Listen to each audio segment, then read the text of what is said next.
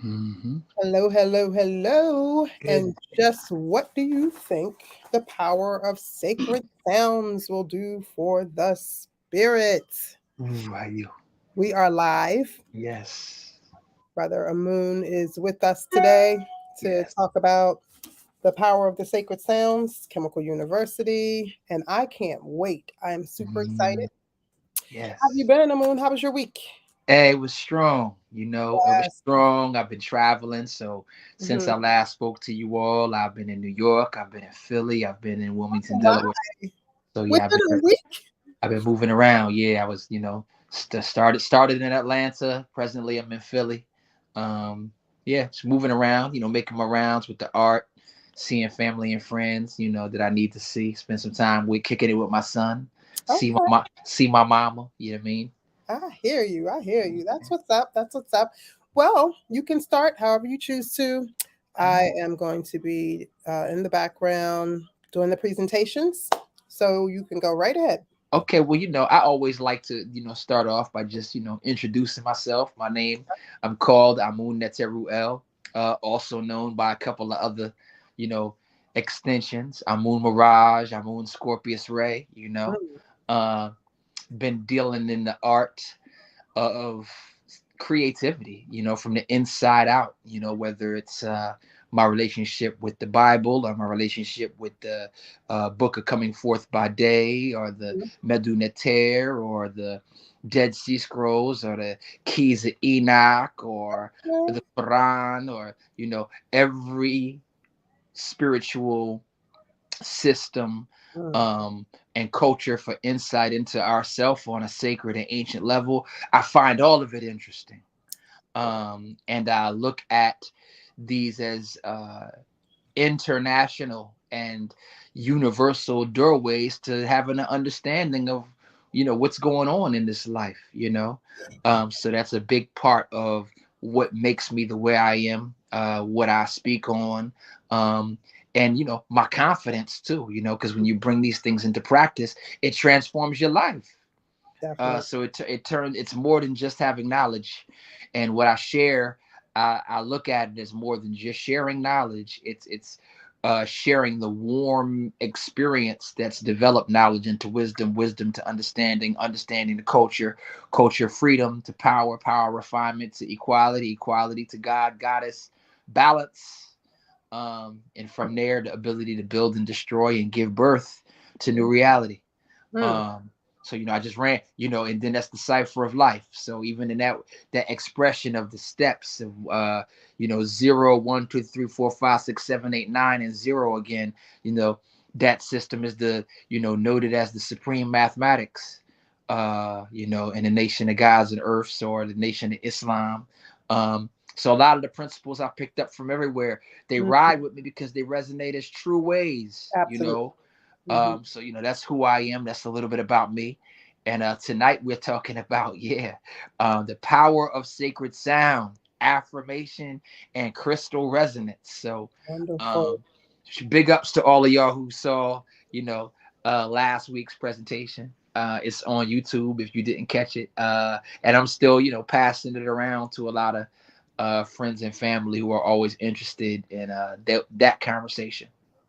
But so today, sacred sounds. So last week we talked about sacred, and how important it is to uh, graduate with your heart.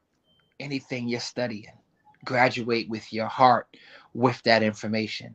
Make sure that your process of self improvement, self mastery, caretaking for your own soul, so that you can illuminate, so that you can shine, so that you can resonate with qualities that bring high quality to all those who are with you. you Mm, know so your sacredness is not, it's not just a commercial social term. Like the for me, I feel like what I've learned thus far from you know my ancestral connections, my cosmic connections, my study of the Medunater and the the awareness of the Neteru and the 99 plus plus names of Allah and the zikr. All of these things have now, this stuff is activated and alive in me. So even if people don't hear me speaking, I feel like the resonance and the qualities, these things come with me to universalize my dream come true. And in my dream come true, people are harmonizing and growing, and people treat each other great. So my experience in this life is people treating each other great and harmonizing, right? So, the sacredness of sound. Well, let's go into that, right? We just spoke on a couple of things, like, we could talk about the 99 names of Allah, the zikr, right? And Okay. the meanings of those names. And to, when I do my retreats, we do a number of different exercises, but that's one of the ones that I like to share with some people who might not even be Muslim. They might not have any understanding of Islamic culture. But what we do know is that the power of word and pure intention are what they are. When we acknowledge the Most High as omniscient, omnipresent, omnipotent, when we make that acknowledgement, that means all knowing, all power, all places. So if there's power and reason associated with these names, which there definitely is, then that means being awakened to these things, no matter who you are, is in an awakening. It is an attunement.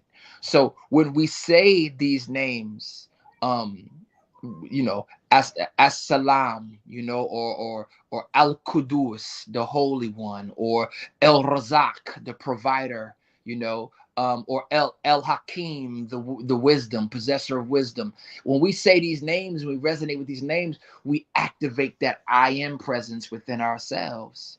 Now, getting into sacred sound, what we also want to understand is that the more we get into it and the more we practice these things, we bring resonance to ourselves. So the skeletal system, going back to last week's session, the skeletal system is crystal. The skeleton is the crystalline foundation of our physical body. And so crystals resonate. They keep a vibrational resonance. The nervous system is also crystalline. So the nervous system resonates too. So when we bring the ashe, right? We bring the hika, right? We activate the power of sacred sound in our own tabernacles. Our bodies are our thrones. When we activate that power within ourselves, we bring that resonance wherever we are. And people talk about the because we are activated, that there are adverse forces activated. But I don't talk like that. I never talk like that. It's all about the ma'atic harmonic of all things, and acknowledging the fact that we bring a vibrational salve, like a healing butter. That's one of the ways to perceive the level of peace, tranquility, and order that we emanate and resonate with through our practices. That those tug of wars that might be happening when people are caught up in the world of duality, that is no longer our reality. We graduate into a whole nother state of vibrational affairs. Now you got to go through some stuff to get there, I suppose. Everybody does, but in that graduation, you do reach a plane of activation where you are really the eye of the storm. And most of the drama don't happen in the eye of the storm. The drama happens in the circumference. So part of our spiritual work with things like chanting and speaking the sacred names is to attune ourselves to the universal I am, and be centered in the center, right? So like in my spiritual school, the axis, the living consciousness of very much connected to who they call the Archangel Michael, but just one of the other forms was called Al-Qubt, right? Qubt. It's an Arabic word. And Al-Qubt means the axis, right? So we are ones who are attuning to the axis, right? And with the word axis, getting into some of these homophonetics that we're going to get in today, words that sound alike but are said to have different definitions and different meanings. But the name of this session today is called The Power of Sacred Sound, not the power of sacred language. It's not called the power of sacred language or the power of sacred dialect or the power of sacred tongues or the power of sacred scripts. No, these are the power of sacred sounds. So all languages are sounds. When I've gotten into etymological conversations with people who attempted to tell me, oh, well, that's two different languages, it's two different meanings. And I say, yeah, to people who are caught up in the man-made part. When you're dealing with the power of sacred sound, you're related to, but quite detached from the man-made stuff. This is about your crystallization from the universal ether that is all consciousness and at the same time a one-on-one direct conversation with your relationship with the Most High. And that's why the conversation of dreams coming true is all up in the mix. Because a big part of our self-mastery and self-mystery, you know, a big part of that is how we activate the living dream realm that is right here before us. To the point that we are living in such a harmonic space that the only ones that have access to us are the ones that are harmonizing with us. You know, I like to refer to it as the express lane. The express lane. The express lane, you know, staying in order with the gifts that have been given unto us and being true to these practices keep us in the express lane. You know, and I don't say that to say that we are zooming past things that are necessary. No, it's just zooming past things that are not necessary. So we're not dealing with excess traffic, right? You know, but so dealing with homophonetics and words that have the same resonant sound, but understanding that as these things come from pure sound to translation, they have many applications. So the many meanings of words can very much be looked at as the many applications of sound. You see how we start at the top and then we translate down into the different personalities of languages and tongues, right? So when people say to you, oh, well, that's an Arabic word, it only means that but it means this in the Mayan language, but So let's start off with some of these sounds, right? So one of my favorite sounds to start off this with is, so everybody with me, everybody go, whoo. Or you can go, hew. So there's a prompt that you can bring up for that with the image of who. So who is who? Who is I would have to say that who that's a beautiful, yeah, you'll get there. There we go. You just passed it. Yes. So who is a beautiful sacred sound, and who is a sound that is found as a powerful sound all over the planet Earth. You can find who everywhere. You can find who in South America, Central America. You can find who underwater in Mu, in Lemuria. You can find Mu all through ancient Kemet, all through the continent of Alkebalan that people call Africa. You can find who everywhere.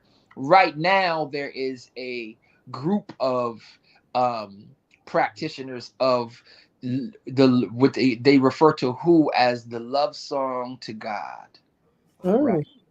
Um, and literally these people just chant hue. Yeah, they chant the hue sound all the time. So is it you or who? It's both. That's we're gonna Okay. get into that. Okay. It's who and it's hue. You know. So let's start off with the first playful thing, right? It's so many places to start with this, but let me start here. So as in Amun, right? Um, I remember and practice from the future to the past and bear witness to the past as it is scrolled into this moment. I look at life both ways because all things are happening at once when you live in the now, right? So in the ancient Kemetic conversation of Ra, what they refer to as the sun god Ra, there was the Manjet boat of Ra, right? And there were a group of beings on this boat called the Ennead, right?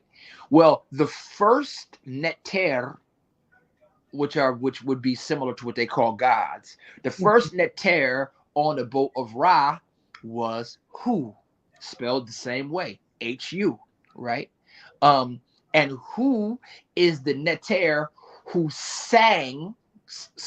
Some people say spoke, but sang created creation into existence from the resonant realm of sound. Who spoke, and through whose speech or whose song, creativity unfolded into existence, right?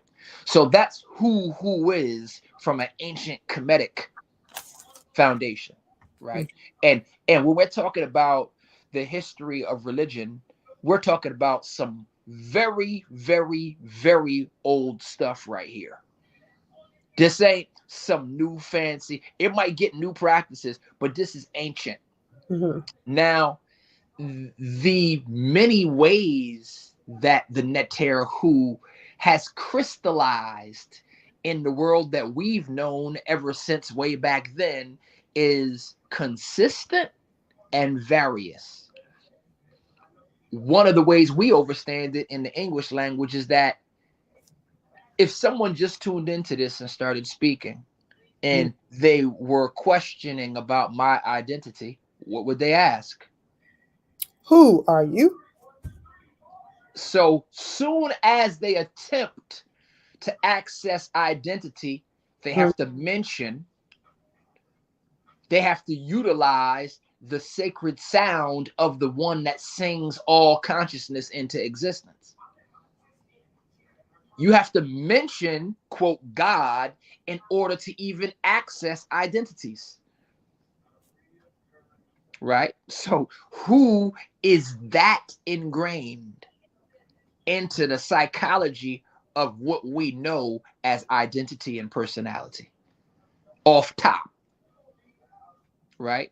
So now the one of the sacred symbols of Asar, but also one of the sacred symbols of the secret societies is a predator by night that you can hear if you live in certain parts of the country, and that animal is called, it's a bird. Its head goes 360 degrees.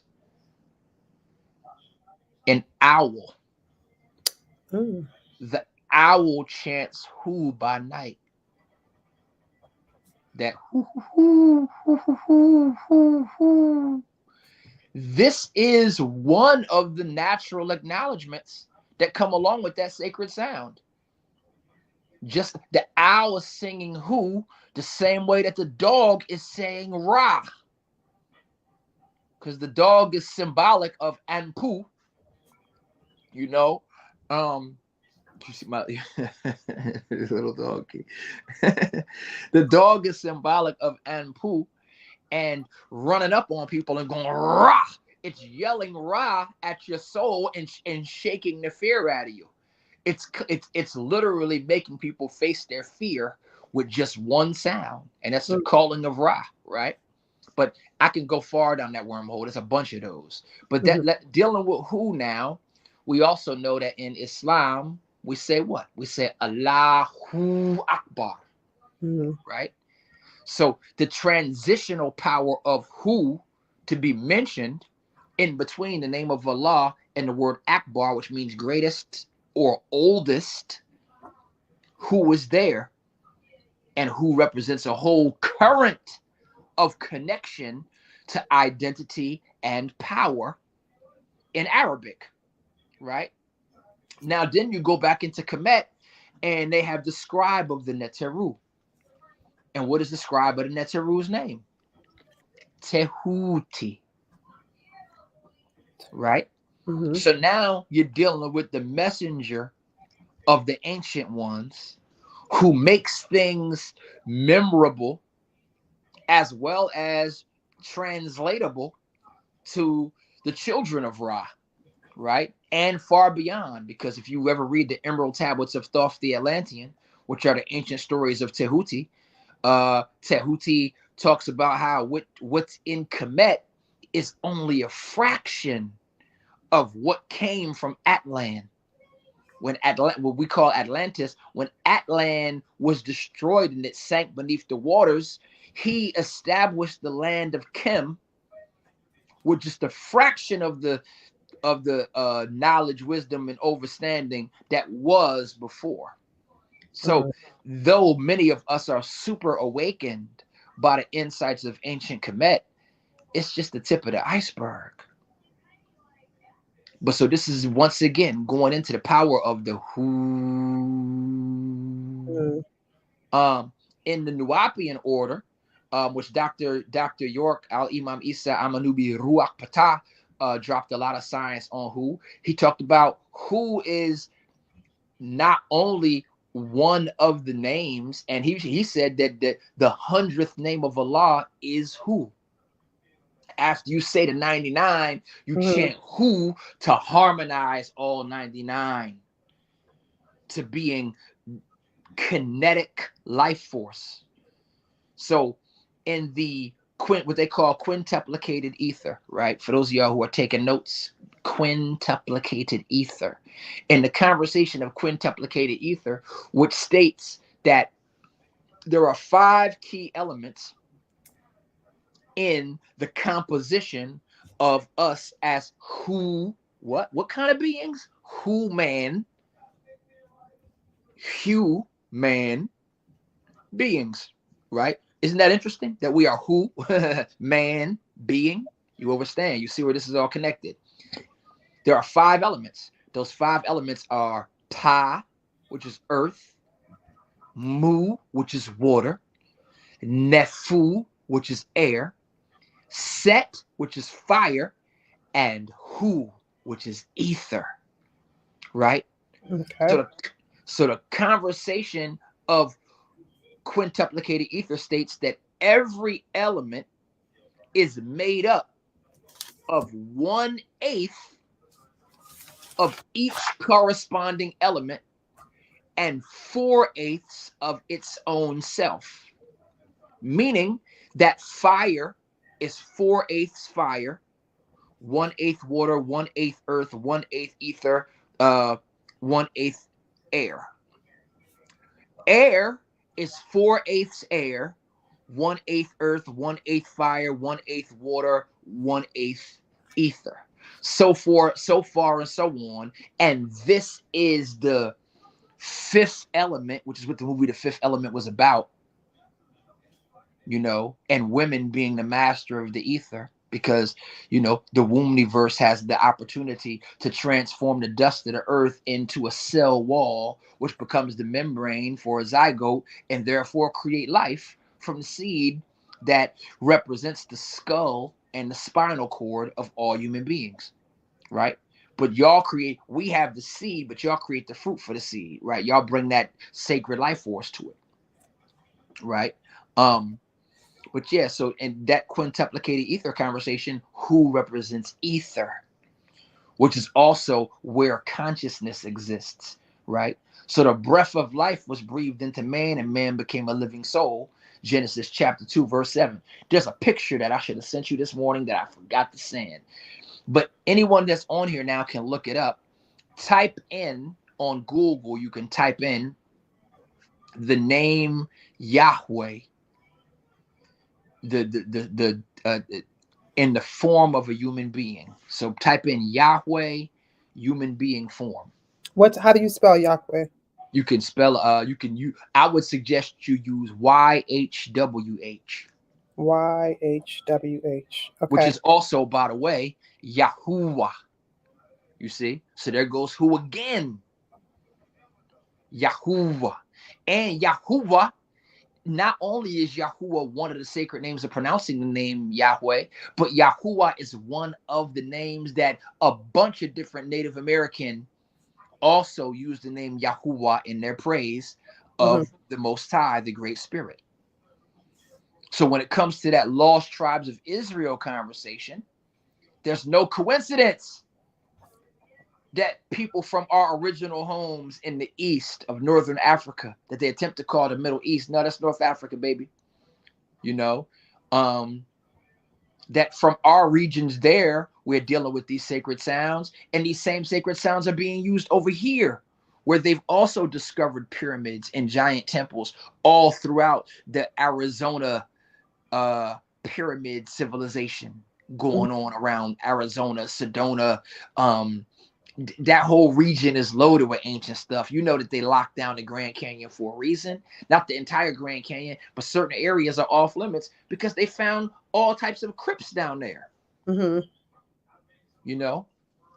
So, you know, as we continue to remember the universal quality of who and how many connections that exist just by this sacred sound alone, I could do the whole 2 hours just in deep investigations of who. But this sacred sound for us is very important.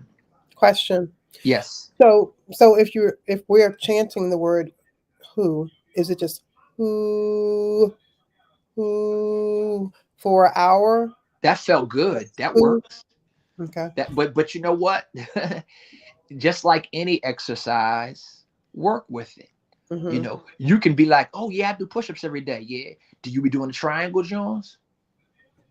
Do you do slow push-ups and just get that isometric power of like planking and then taking it down real slow?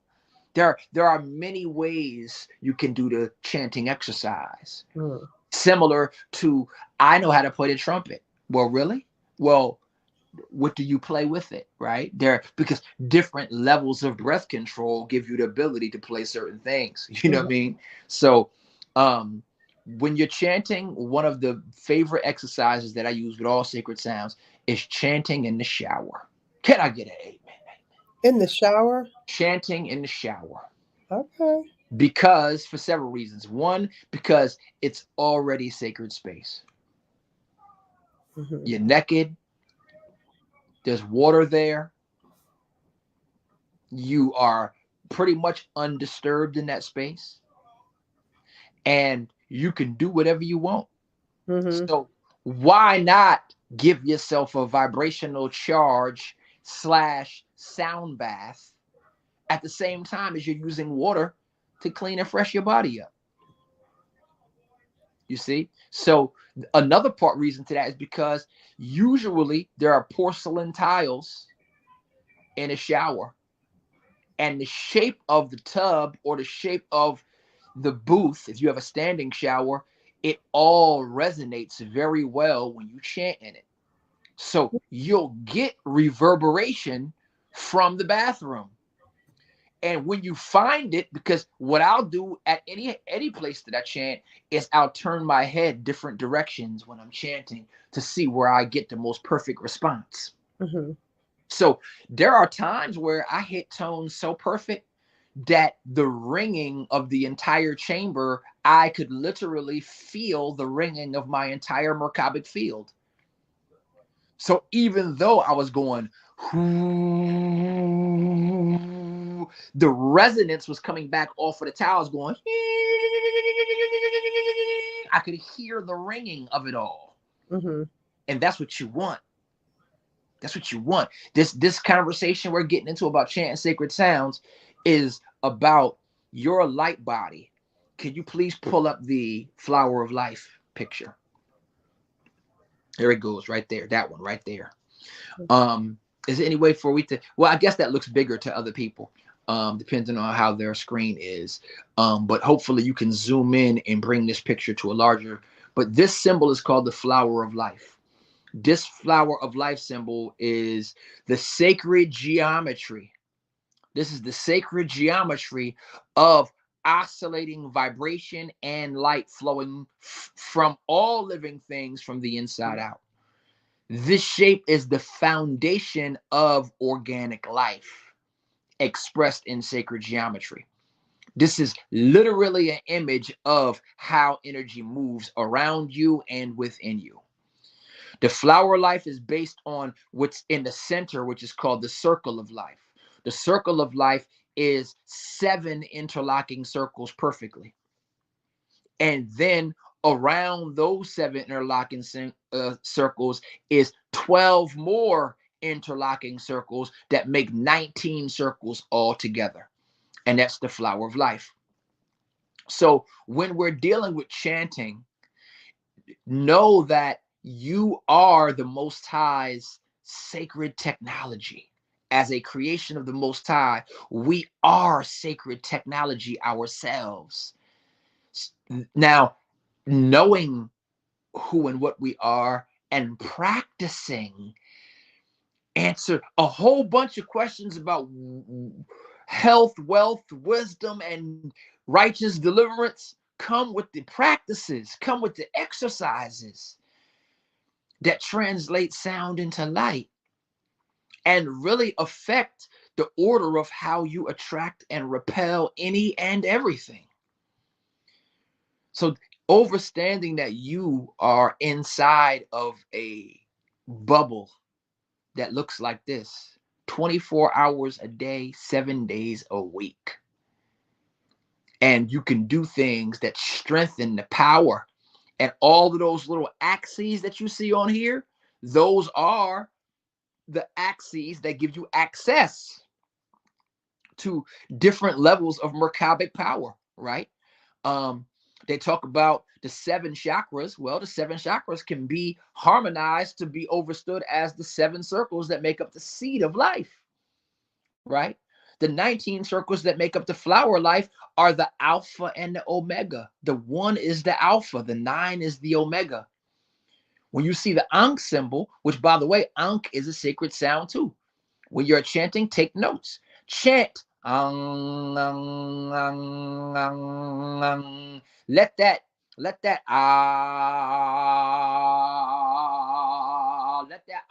work with you. Take that to the when you do that N sound, don't it's you'll get a better resonance out of it for this sound in particular when it's the back of the tongue at the roof of the mouth. So you could go an with the tip of the tongue at the front of the mouth. You'll feel that too, because the N sound sends a vibrational signal up to the pyramid of the nose. And when that gets to vibrating, it sends a signal up to the pituitary gland and begins to open the third eye up. Mm-hmm. But when you say Ankh, Ankh is connected to one of the sounds they use a lot in the Eastern chanting systems, which is Ang, O-N-G. O-N-G, okay. So Ankh and Ang are very connected. But when you chant Ang, Ang, Ang, Ang, Ang, Ang, when that tongue and the back of your mouth are connected, you'll feel that resonance all in your nose and in your head. And you know, a big part of this for those of us who haven't been chanting, and even those of us who have, is just understanding that your body is an instrument for divine forces. So go ahead and start practicing playing it correctly. Let your instrument be fine-tuned. You know, overstanding and getting used to overstanding how this vehicle is an amazing instrument of sonic expressions to manifest and influence all things from tangible to intangible. You know what I'm saying? So yeah, but so going back, because the flower of life could take me on a whole mathematical journey, and we'll return to the flower of life in a future session, especially when we get into the science of mathematics. So Okay. this next picture is the picture of the 7 circles that make up the seed of life. So for those of us who have been dealing with the divinity of the number 7, Mhm. this symbol right here, the seed of life, is very much a crystallization of resonance that can help you understand what's so special about the number 7. This right here is showing you a glimpse of the way energy moves to create life. And because that 7 circles represents the seed of what turns into a greater fruit of life, flower of life symbol, it's just different ways of you looking at your charts in life and saying, how many ways can I see synchronicity with certain numbers, certain words, certain colors, certain shapes? The more we align these things and understand the qualities that come along with them, the more we harmonize to what we know to be the quote God mind or the Christ mind. That's what will actually give us liberation. You know what I mean? Hence the saying, ye shall know the truth and the truth will make you free. Let's go to the next picture, please. Question. Okay. Yes. So when you're even with the sounds that you're speaking of, what Yes. about if you're just meditating and staring at these different symbols? Is that kind of similar with just looking at them and just keeping the mind clear? That's a different exercise. Okay. Don't. That's we talk about the relationship between audio and video, Okay. right? So the visual side of it is, that gets into another part, like the word tone, right? Like the word tone addresses a number of things. Tone addresses the sonic resonance of something, but tone also represents the light scale, the spectrum, the prismatic scale in a vibrational place in which a certain color resonates. So red and maroon and fuchsia, those are all tones that are associated with red, even though red is also a tone, right? Because it's on a scale. So there's a sonic and there's a visual aspect to what a tone is. So when you're looking at sacred geometric shapes and you're doing your deep breathing, Hmm. you are coordinating or dealing with alignment exercises that are interpreted through your optic nerve to your retina and to your whole brain. Hmm. Those things will then become perfect matches for other expressions of the same tone. You get it? Like like Prince's spiritual work was associated with the color purple. Hmm. A lot of Michael Jackson's spiritual work was associated with the colors black and gold. So us seeing them do their work as masters of ceremonies was associated with priestly garb. But they were artists, but most of their art was sonic. Most of their art was audio. But there were other tones that came into play while they did their work. Hmm. So that's just expanding on the conversation of what you see and how it connects to sound. That there are a number of people who are practitioners of different relationships of how visual and sonic arts come together to make something whole and even more complete than it already is. Hmm. Right. Um, we can go to the next pic. So yeah, so this for those of you who can zoom it in, it's just other shapes and symbols found inside of the flower of life, right? So you got the 6-pointed star there. I can't see it as clear on my screen because it's kind of small, but you got the 6-pointed star there. I think you got the Vesica Pescis there. You got Metatron's cube up in there. There are a bunch of sacred symbols in there. You know, for those of y'all who have that chart, I wish I had a different screen to look at it on, but you know, just understanding that sacred geometry is a amazing thing. You know, outside of the sacred sound conversation, we can definitely get into a conversation about sacred geometry and what can be gained through meditation with those, because a lot of the organization that people would like to have in their life um, is ordering things in the subconscious mind. So spending time with these shapes and symbols, along with deep breathing and I always give some level of sonic affirmation. Keeping the mind quiet is an exercise as well. But repeating the name of or names of who you know the Most High to be, like even with the name Allah. Well, one of the names of Allah, the 37th name of the 99 names, is El Elyon, right? Or El Ali, right? Which means the Most High.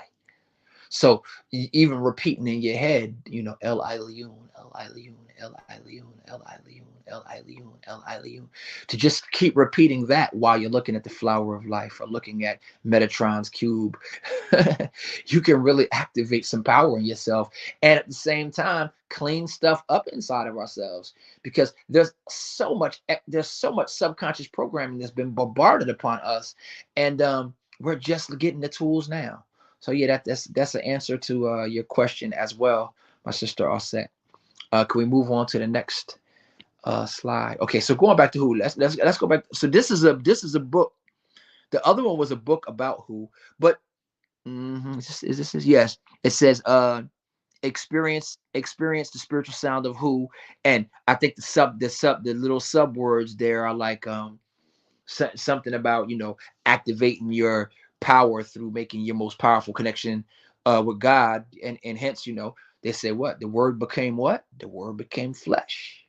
So when you're singing and using a sound that is noted as one of the sacred names of the Most High God all over the planet, it's the sound of love, it's the sound of life force, it's the sound of of you know, the the harmonization, including the primary identity before there's any ego or personality on it. That you got to say who just to figure out the identity of a person, right?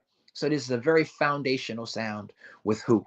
Um, Also, going to the previous slide, this symbol here is an ancient symbol, but that is connected to another symbol we're about to see. But this symbol here is the bagua. It's the hexagram. This is the hex though. This is the octo. Yeah, it's the octagon, right? Yeah, this is the octagon. But in the I Ching system, or in particular with this, is the bagua. In the bagua system, who is also another one of the sacred power sounds. Now, I was already dealing with this sound, but I did not know anything about the bagua system. Even though it was interesting is that my first Tai Chi teacher was a Bagua Tai Chi teacher, but he was just teaching us the movements. He wasn't teaching us the sounds and things. I had a healer who I wish I could get back in contact with her. She's in Atlanta, and she was a um, Bagua martial arts, Qigong, and um, massage therapist. And she told me that I needed to do a lot of work to clean up the power centers around my kidneys. And she told me to do an exercise that I had been doing for 10 years. And it was using the word who along with a certain movement. And when she showed me what it was, I said, oh my, I got a chill all through my body, because the exercise she was telling me to do was an exercise that I had already been doing, but I just wasn't consistent with it. You know what I mean? So when I tell you like the deliverance and the awakening that's happening in my life, if I can share it as also a testimony, that so much alignment in transition that has been evidenced in ancient systems, but has come to me in real life, to the point that this sister told me to do an exercise that I was already doing for over 10 years. Wow. And she was introducing it to me like I'd never done it before from a system that I wasn't familiar with. Mm. And it was the exact same word, exact same sound, exact same movement. The only difference is that she was saying, when I bring my hand around, make sure that I graze my kidneys with my oscillating motion whenever I do this motion. You know what I'm saying? So powerful things. Let's move on to the Hu Nab Ku symbol. Mm-hmm.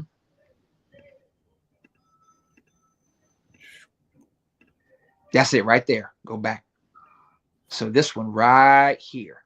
I hope that y'all can see this on a bigger screen. If not, like when y'all see these images, please take screenshots if you on your phone. This symbol here is called the Hu Nab Ku. Everybody say Hu Nab Ku. Hu Nab Ku. That's right. Hu Nab Ku.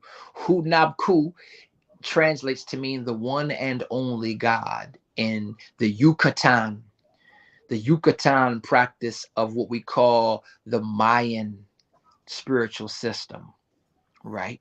Now, Hu Nab Ku is also noted as the Father Time, God of the New World. So all of that 2012 talk was all about the people ascending into the presence of Hu Nab Ku. Mm. The bridge or the blending between the physical realm and the dream realm. Oh. So once again, you know what I mean? There is no exaggeration when I say the sound Hu is all over this planet associated with who we call the Most High. Mm. You know, but this symbol, if you notice, the Hu symbol that we just saw in the Bagua looked just like the middle of the Hu Nab Ku symbol. But the Bagua symbol comes out of Africa, but is mostly used in Tibet, northern China, and certain parts of India. And I'm pretty sure when you get into like Thailand and Vietnam and stuff like that, I'm pretty sure that blending between the Hu Nab Ku symbol and the Bagua system, I'm sure that it's there as well. So we're talking about international quality here. Mm-hmm. You mean undeniable evidence of a systematic observation of the presence and practical kinetic power of who we call the Most High. Mm-hmm. And that's important to me because there's a lot of dogma out here. Mm-hmm. But this is about practical and undeniable evidence. You know? So this system is very very meaningful to me, and I'm sure it will be to you too. I would definitely look forward to in the future, maybe even for people who tune in, who are really tuning in, Mm-hmm. for people, we can do readings. You know what I'm saying? We can do readings out of the 13 moon Mayan calendar for people and help people to know more about their tone, more about their glyph in this system, because it's a very important system. It's a very important system to overstand time with the I am details, Mm-hmm. because each and every one of us is a new beginning of time, synchronized to a whole network of other I ams who are very much like us, our what we would call our kin family or our spiritual family, but with the observation of the natural order of time measurement. The 13 moon calendar is very important, and it trumps the Gregorian calendar by far because it's properly measured to the moon cycles. Um, yeah, so just showing you that, just these symbols around the outside of this, there are Mm-hmm. 20 symbols. Those are the glyphs. Those glyphs represent the light body. And then on the inside circle, there are 13. And those 13 are the 13 tones that represent the sonic body, right? And so we are a weaving of our light waves and our sound waves crystallized. And that's what this 13 moon calendar deals with, all around the axis or the axis of Hu Nab Ku. So yeah, powerful stuff. So Mm-hmm. that's Hu. I could get into Hu. Okay, I gotta say one more thing about Hu. All right. the riddle of what they call the Sphinx, right? Okay. So there have been many, in particular the Greeks and the Romans, attempting to tell us what the riddle of the Sphinx was about. But one of the largest keys that we can see, and this is part of understanding Neteru. Neteru is the original comedian. The original what? Comedian? Right. Or the original ka median, right? The ka is your spirit body, your light body, right? But the ka is not necessarily alive like our body is now. It's a different level of life. It's the light body, right? The image, right? The ka, and then you know what a median is. A median is uh, a thing created to show the center. It's a centering tool. So a ka median is a spiritual light that acts to centering. And so how do we make that plain? A comedian opens up the sense of who more.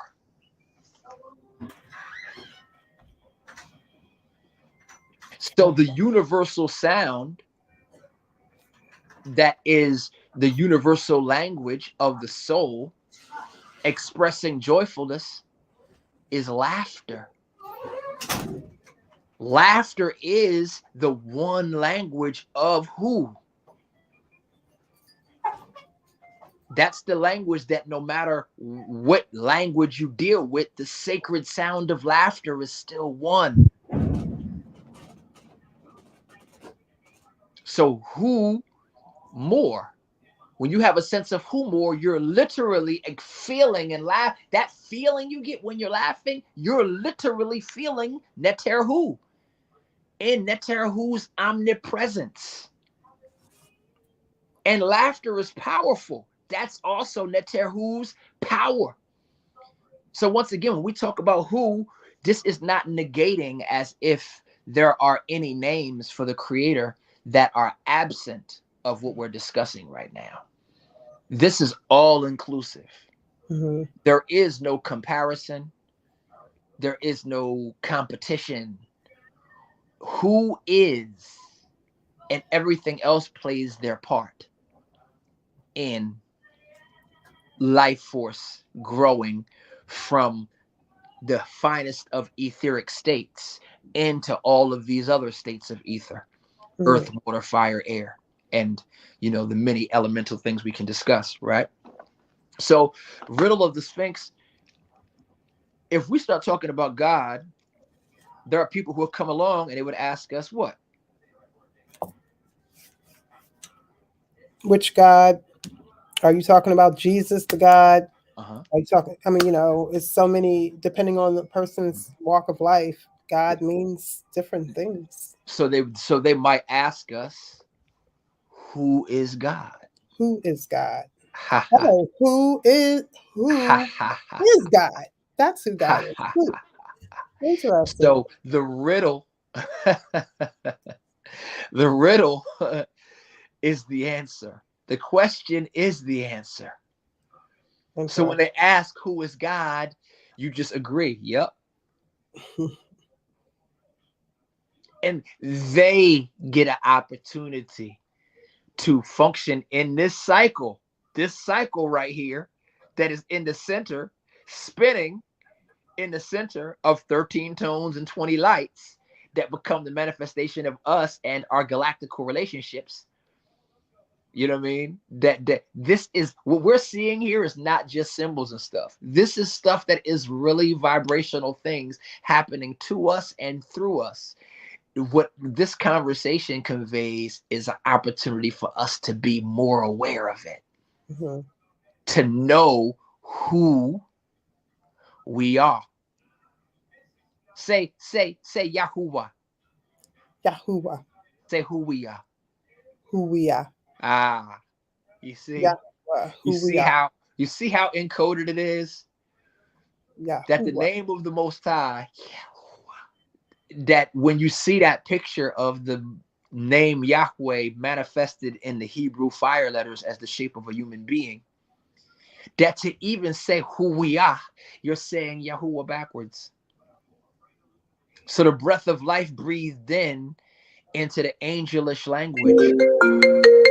Oops. Ring the Apologies. alarm. The Sorry. they want in. They want in on the conversation. They like, hold up, what do you say? Um, Right. That way. but yes, the English language is really the angelish language. And though there are some things that need to be discovered, put that joint on vibrate. This will vibrate. No, they wild. What's Um, you know, being aware of how much um ancient languages and sacred sounds are encoded in the English language gives you the observation that English is not a language. English is a Masonic jargon. It's a combination of characters and sacred sounds from other systems combined into a hodgepodge that we call a language. But it's really a Masonic jargon. It's really um, a group of incantations, you know? And so to be able to overstand some phonic foundations of it puts you more in the driver's seat than somebody getting battered over the head with words and sounds. Um, so yeah, so who, riddle of the Sphinx, who is God? Well, what we call the Sphinx, which has a couple of different names to it. Well, that lioness body with a pharaoh's head, which originally they say that there are not only that Sphinx, the main one by the Great Pyramids, but other ones were actually had breasts and had women's breasts to indicate a whole different thing going on. Well, the Sphinx was built in the age of Leo. And in ancient times, the age of Leo wasn't called Leo. It was called Hu. So there was the star system of Leo, the Leo constellation, was called the Hu constellation by the ancient ones. So these are just some things to really understand about our ancient cosmic uh, story. And whereas there are people who think it's just symbols and stuff. No, it ain't just symbols. It's a practice of growing through your planetary self into your galactic self. For those who will be, um, ready for that level of spiritual growth. You know what I mean? So that's who. Who can go all day. There's so much more to unpack, but let's go on to a new sound. Any questions you want to dive into before we went there? We done went through a whole thing with that joint. No questions on who. Okay. So who, when y'all hear them owls talking in the night, they give you sight beyond sight. You can see through the darkness. So other things to note about who, WHO, but also how. How is an expression of who.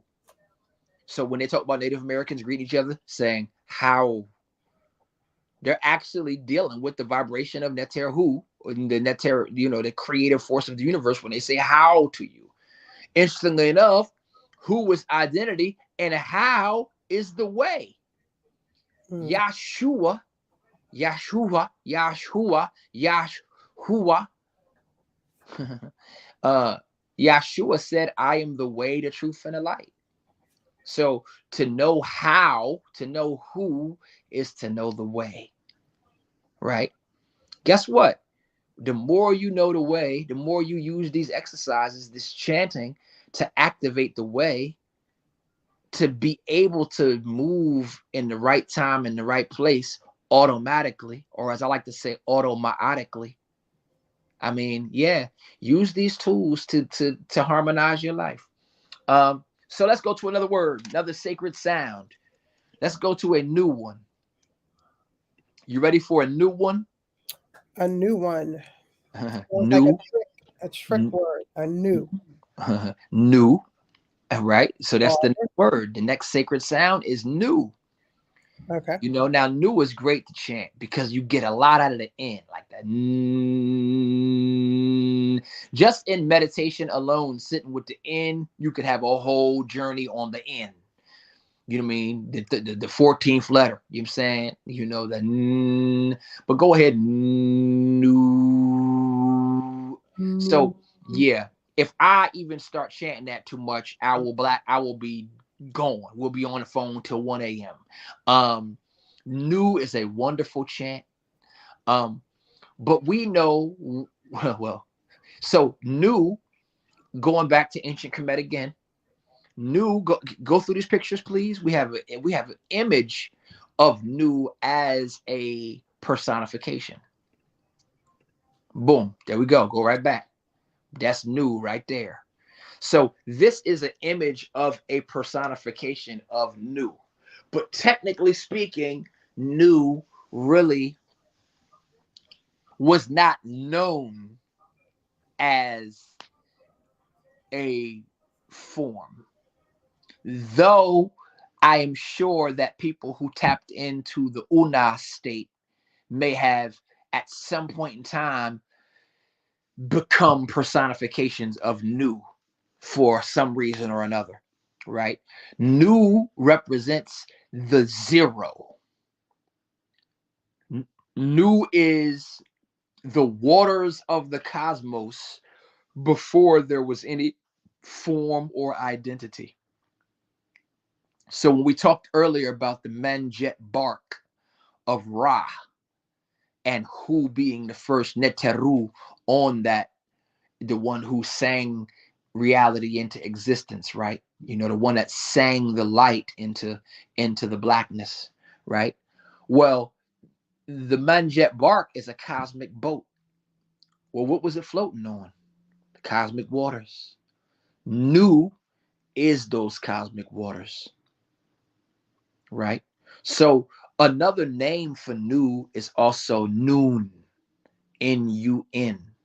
So everywhere we see words that are connected to the N-U and the N-U-N sound are all connected to Nu, right? So here we go. What is new? Something that is now. Hey, hold up. New. So how many extensions does new have? Mind you, once again, we're talking about ancient sounds. You have new, N-E-W. You have new, K-N-E-W. You have no, K-N-O-W. You have no, N-O. You have noon, N-O-O-N, as in high noon. You have none, which is not any, N-O-N-E. You have known, which is K-N-O-W-N, right? So all of these are aspects of new, right? So what is new was already known, right? You know, what is new is also new, K-N-E-W, right? Because the crystallization of a thing comes from something that was already in the mind. So when you say I have a new car, yeah, well, it is a new car because somebody already knew the car. That's how the car got here. It's all being printed from the etheric state. It's all being printed from the cosmic waters into tangible realms, right?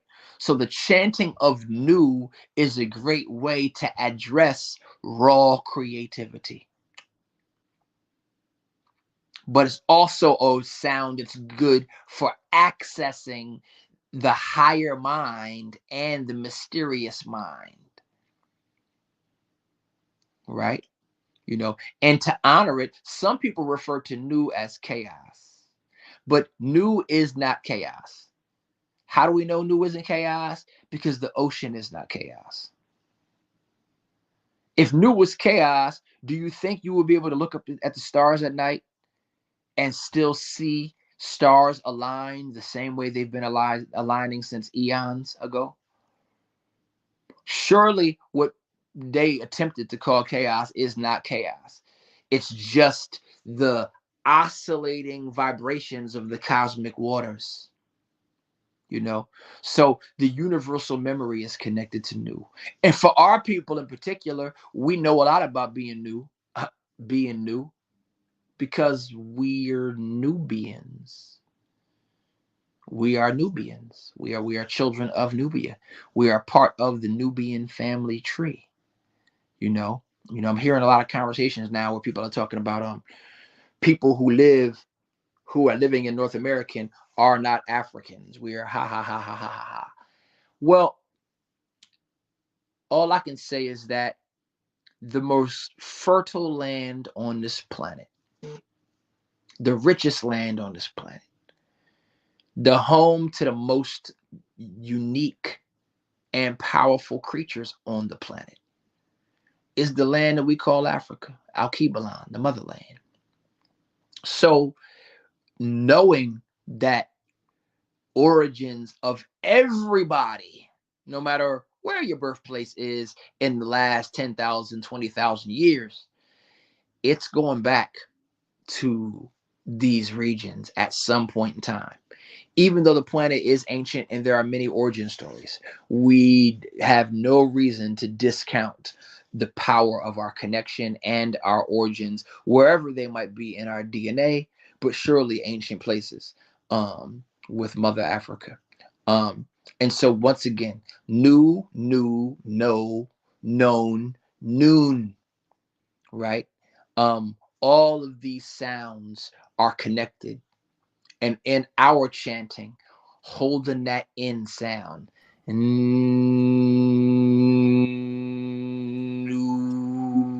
too.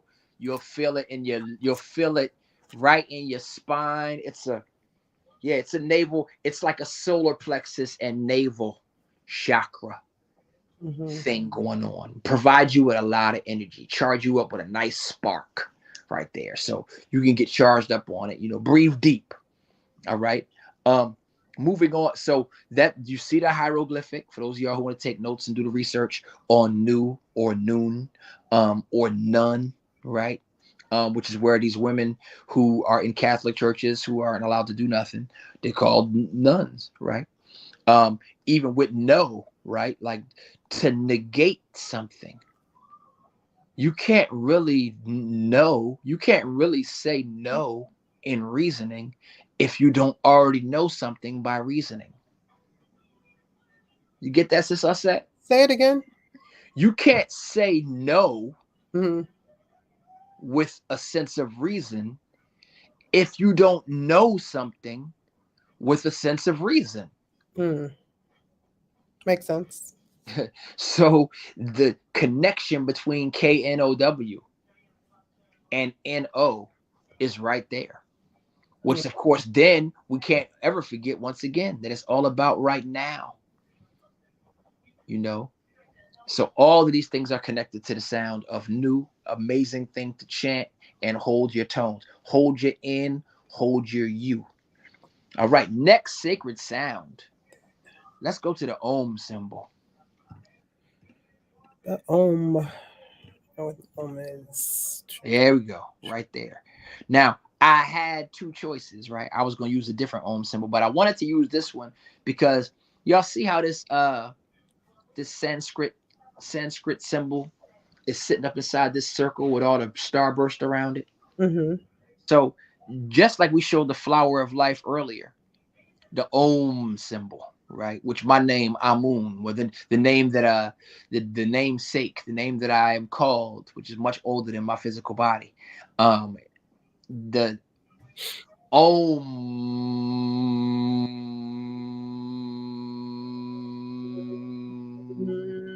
is so special Yes, it is. because Om is the sound that connects us to the planet. That's the one that connects us to the earth, the resonant of the planet.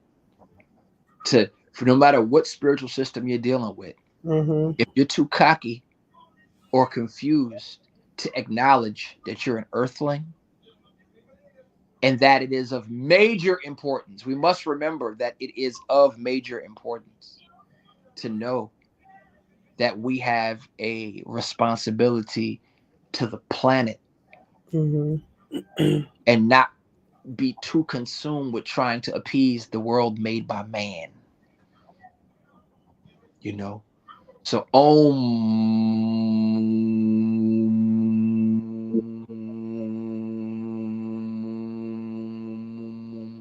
amazing sound for grounding, Mm.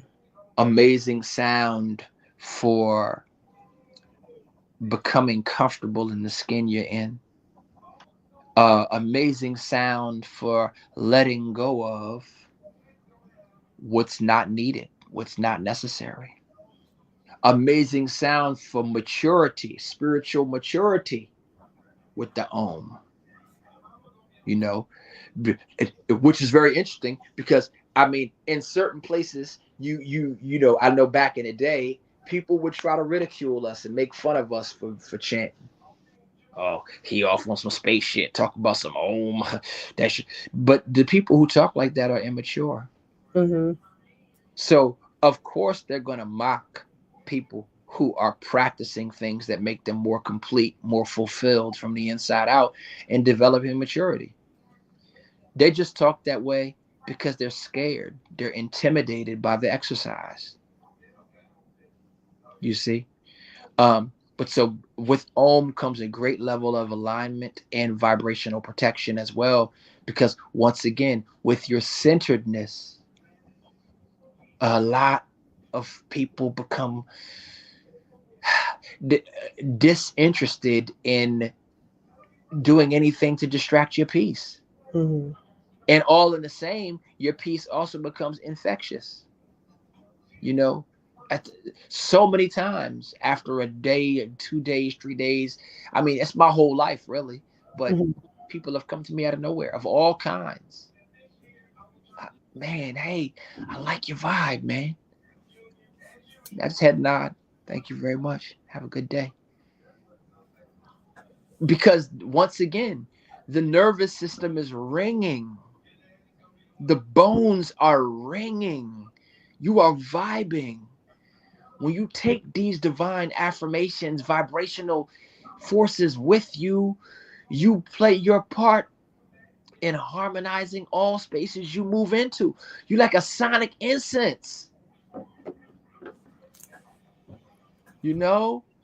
And then on top of that, y'all be coming out, y'all goddesses be coming out smelling like frankincense and myrrh and amber and all types of stuff. We be like, can you hug me? You know, you know, you know, and then you hug them with the Om. The Om symbol looks like the number 13 in a lot of ways, or the number 30. Or actually, you can actually see the number 31 if you see a 30 and a 1, right? Mm-hmm. Um, 31 and 13 are very, very, very active in the vibration of Om, as M is the 13th letter of the alphabet, right?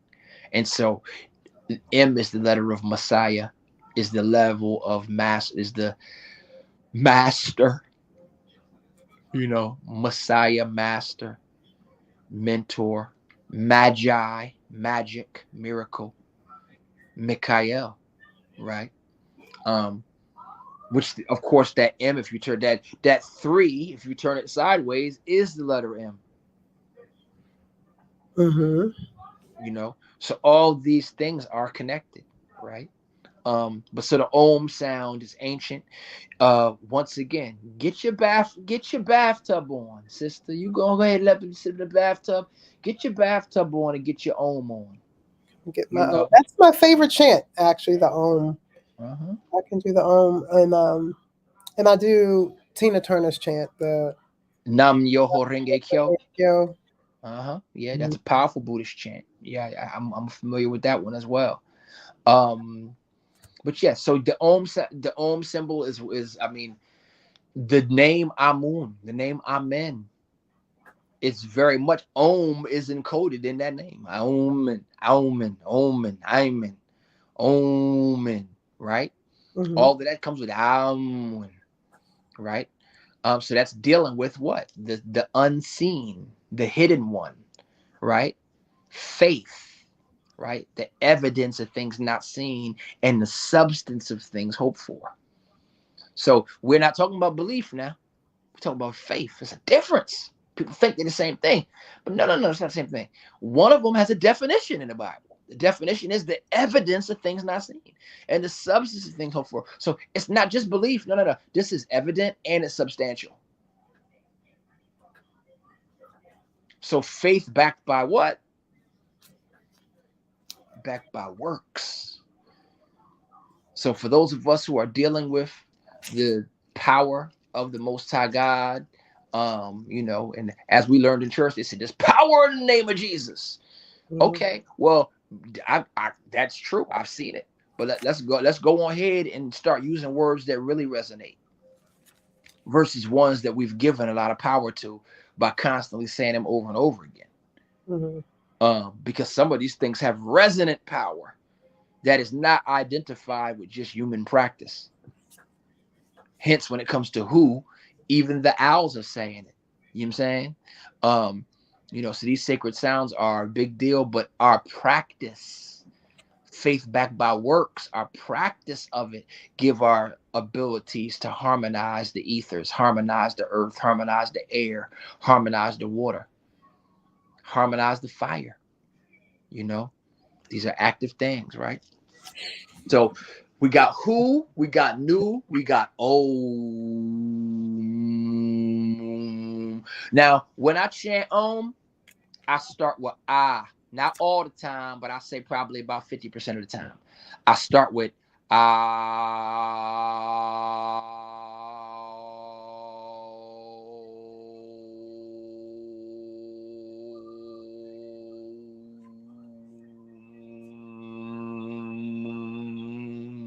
So I open it all the way up and go through the whole range into the Om. And depending on my breath control, sometimes I put more emphasis on the Ah, then more on the O, then more on the Oo, then more on the and just work through some cycles with it. And it's fun. And yeah, time flies by when you're having a sonic good time. All right. So we got who, we got new, we got Om. Now, let's go into some other sounds, right? So we have the word enter, right? Enter, right? In ancient Kemet, the name Neter is the name for God. A god is a Neter.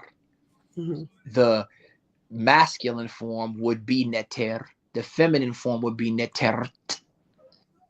The universal and infinite form would be Neteru, right? So when we talk about the Neteru, we're talking about the infinite expressions of the Most High.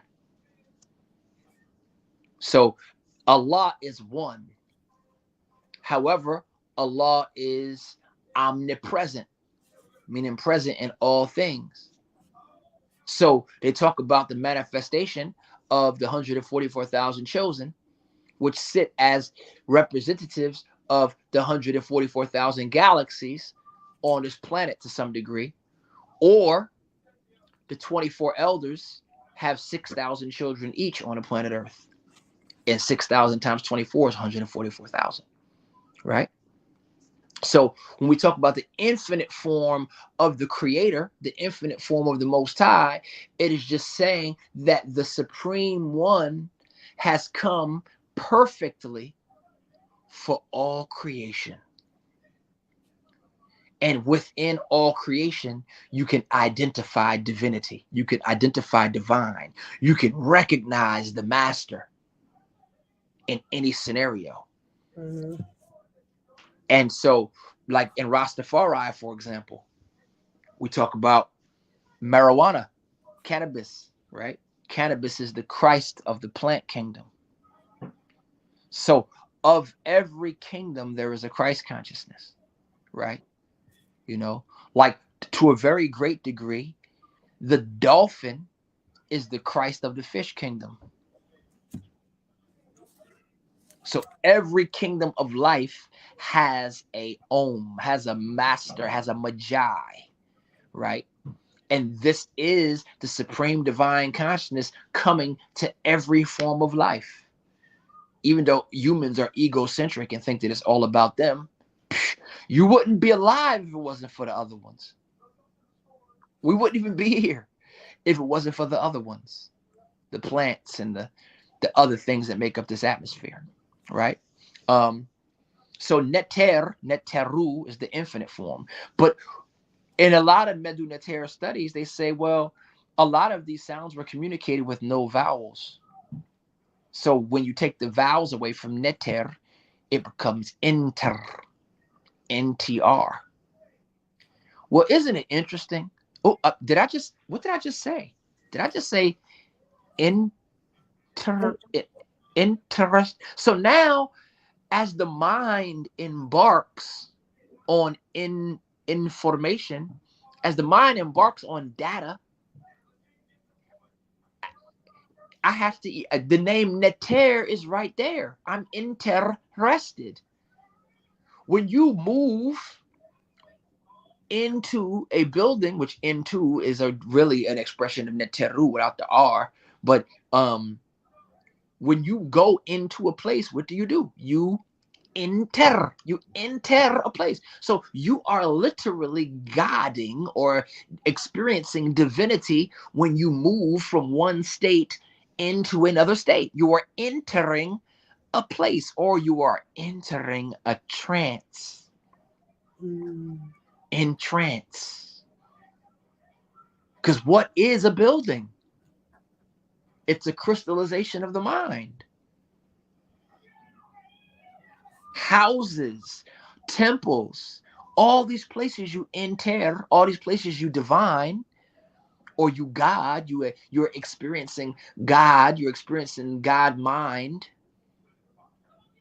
you're experiencing creator through movement, through proximity. So these are just some of the sonic connections that are ancient sounds connected to what we experience every day in our English, angelish translation of reality. Enter, right? Now, sheesh, you have enter, you have entrance. I wish I had the full enter note. There's a bunch of stuff with enter. Nature. The word nature is founded on the name enter or the name neter. Nurture is too. So now, I mean, shucks, how would we even know anything about the Most High if it wasn't for nature?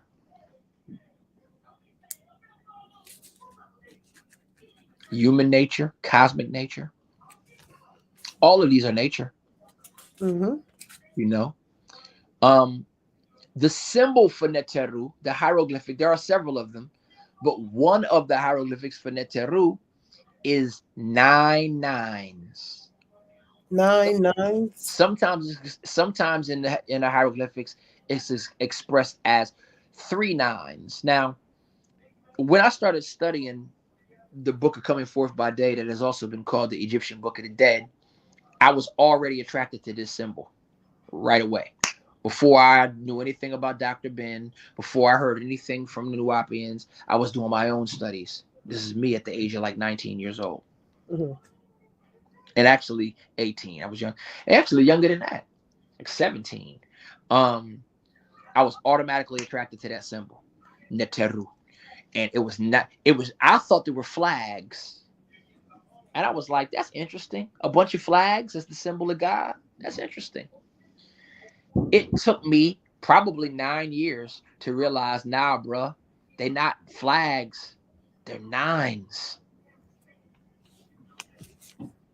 And so when we get into the power of numbers, 9 is the omega number, the womb verse, the place where all life is kept sacred and birthed. You know, the 9, the completion of the cycle, the full and total amount. 9 is the highest number. One of the hieroglyphics for Neteru is 9 nines. So when it comes to our understanding of the Most High, well, life is supreme mathematics. Mm-hmm. And us tapping into those frequencies is a matter of mastering the supreme mathematics of the soul, which is connected to, but is definitely far beyond external numbers.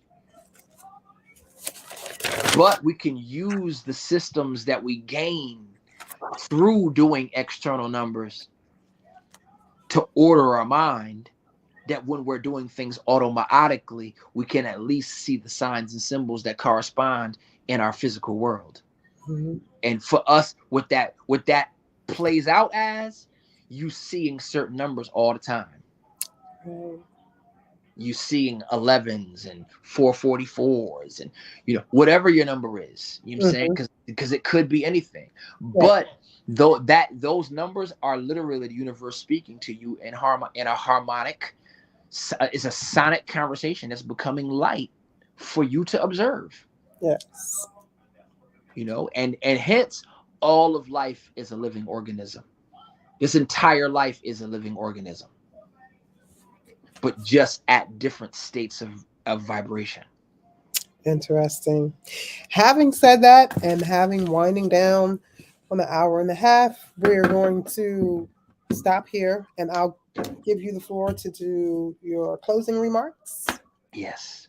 Okay. So for one, next class is going to have to be a part 2 because I got more notes here. Okay. And so for those of y'all who are tuning in, my closing remark is that for years I've been a facilitator, teacher of Chemical Universe for Temple of Soul. I'm so happy that my sister Offset has, come back into my life once again and made this my TV, relationship on and buzzing for all of us to grow and experience together. The sharing of tools for the harmonic of our life, to be the right time at the right place with the right state of mind, the right state of affairs. If you want to get in contact with me for the art, can you go ahead? You see the quartz crystal pyramid. We're going to get into some things in the future. Move over to my card, please. So you can get in contact with me at Temple of Soul on Instagram. That's Temple of SOL on Instagram. There it goes right there. My website is zodiac.com. And I am in the season for making ankhs. So if you want a custom-made ankh, whether it be an ankh ring, an ankh bracelet, or a serious ankh for your neck, because all of them are talisman, but an ankh for your neck, or you want a handheld or an altar ankh, hit me right on up and I will create something magnificent for you. I am in my ankh season. I wish I had a piece of the ankh that I made earlier today. But yeah, you can get into contact with me. So just, tune in. I look forward to getting back next Wednesday. I have so much notes here, but to elaborate righteously on just a couple of these things, I look forward to you all practicing these things. So you can feel that vibrational power that's part of your divine inheritance. Thank you. I thank you so much. And all right. so next week, divine love. And me and you are going to speak later because I got some creativity coming for you. Oh, thank you. Yes. We'll talk soon. Peace and love. Love and peace. Always.